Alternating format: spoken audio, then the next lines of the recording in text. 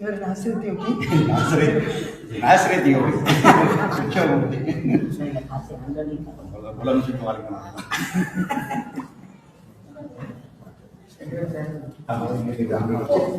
ஒரு கிஃப்ட் பிளாட்டிகுளம் சார்பாக ஒரு ஆல்பம் செல்லப்பாண்டி குத்துப்பாண்டி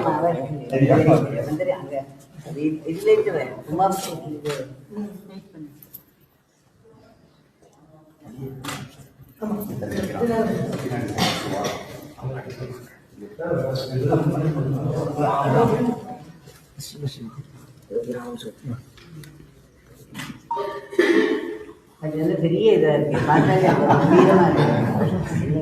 ஒரு 15 வருஷத்துக்கு இவங்க இதை ஆரம்பிக்கும் போது பகவானுக்கு ஒரு காட்சி கொடுத்துங்க.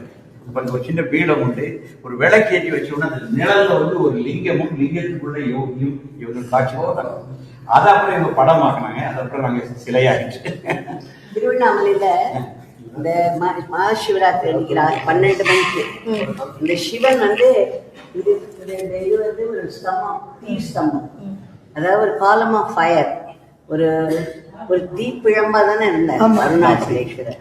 அதுக்கு நடுவில் சிவன் தோன்றினார் சொல்லி எப்பவுமே லிங்கோத்பவர் அப்படின்னு அந்த நேரத்துல அந்த லிங்க உத்பவம் ஆச்சுங்கிற மாதிரி இவர் லிங்க கரெக்டா திருவண்ணாமலை லிங்கோத்பவராக இருக்காரு. கோபுரம் தஞ்சாவூர் கோபுரமா இருந்துச்சு, வெளியே இருந்து பார்த்தா தஞ்சை கோபுரமா இருக்கு.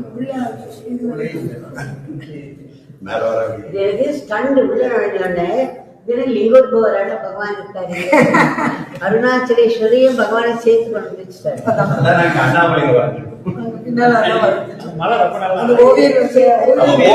ஓவியர் கிடைக்கிறீங்களா? எங்க ஆஸ்தான ஓவியர் எல்லாமே இருந்தா வருவார்.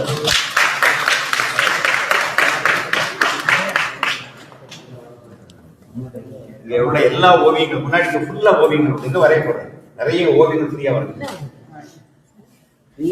ஆமா, உண்மையிலே ஃப்ரீ. எங்க முன்னால ஒரு ஃப்ரீயா வருது. சட்டமே ரொம்ப நல்லா இருக்கு. உள்ள ரெண்டு ஒரு நிமிஷம் என்ன இது திருவண்ணாமலை தான் இந்த மாதிரி கிணத்துல இருக்கு. எல்லா சிவன் கோவிலையும் இந்த கர்ப்பகிரகத்துக்கு பின்பக்கம் நேரம் லிங்கோத்பவர் தான் இருக்காரு. ஏன்னா அதுதான் சிவனுடைய ஒரு ஹையஸ்ட் ஆகம கோவில்கள் எல்லாம் கண்டிப்பாங்க சிவனுக்கு பின்னாடி லிங்கோத்பவர்.